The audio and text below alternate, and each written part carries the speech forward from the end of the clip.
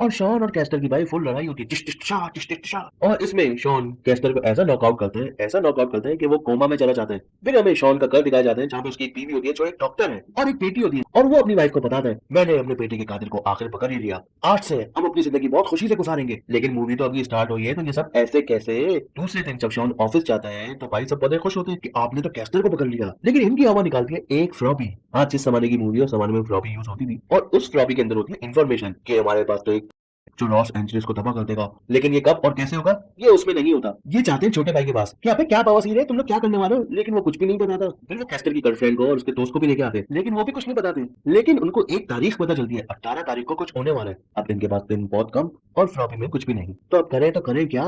फिर इनके पास एक अनका शंट आइडिया आता है भाई, जिस पे ये मूवी बेस्ड है कि हम कैस्टर का फेस निकाल के ना तुम्हारे फेस पे सर्जरी कर देंगे, तुम जेल में जाना, इन्फॉर्मेशन लेके आना, सिंपल। क्या?